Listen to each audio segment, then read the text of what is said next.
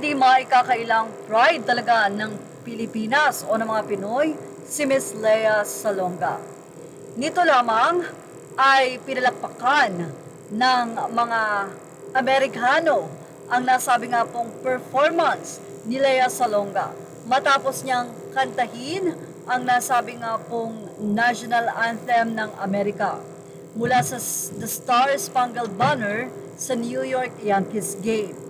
Ang video ni Lea Salonga kung saan kinakanta niya ang national anthem ng Amerika ay ibinahagi ng New York Yankees sa kanilang social media account kung saan may caption ito na "Thank you to Tony Award-winning actress Lea Salonga for tonight's beautiful rendition of our national anthem." Hindi pa man natatapos, ang nasabi nga pong performance na ito ni Lea Salonga ay makikita ang naghiyawan at nagpalakpakan ng mga audience. Samantala, sa nasabing caption ng Yankees na yon ay nagpasalamat din naman si Lea Salonga. Ayon sa kanya, "Thanks for having me. Go New York." But anyway, ilang mga netizen naman ang nagpahayag ng kanilang komento hinggil dito.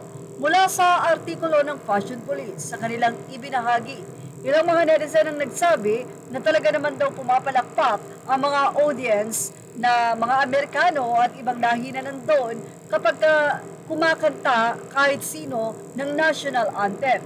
Pero marami ang nakapansin na talagang marami ang humanga sa pag-awit ng isang Lea Salonga na kahit na sa kanyang edad, hindi nagbabago, hindi nagmamaliw ang timbre ng boses nito, pati na rin ang taas. But anyway, narito ang samut-saring reaksyon ng mga netizen.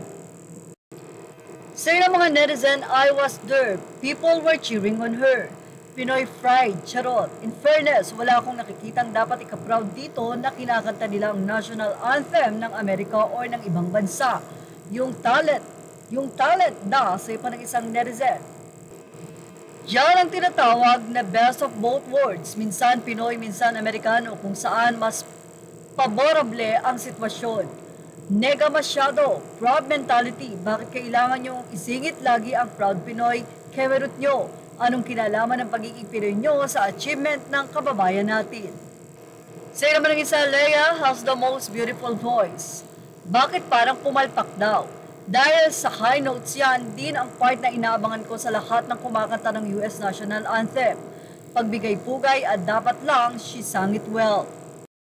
Say naman ng ilang netizen, "Hello Ate, lagi naman pumapalakpak ang US after ng song nila. Tayo lang yung super serious. She is a respected singer. Her voice is phenomenal. Na-appreciate lang ng mga tao doon.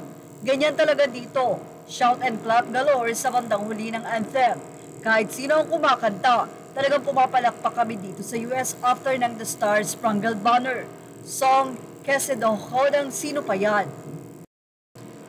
Well, mukhang halata naman talaga na hindi dahil iyon talaga yung ginagawa nila after the song or habang kumakanta ang singer, halata na talagang na-amaze at nagalingan talaga sila sa pag-awit ni Lea Salonga at na-touch. Yan ang ating showbiz update. Thank you for watching. Images are all credit to the rightful owners. Please like, share, and subscribe.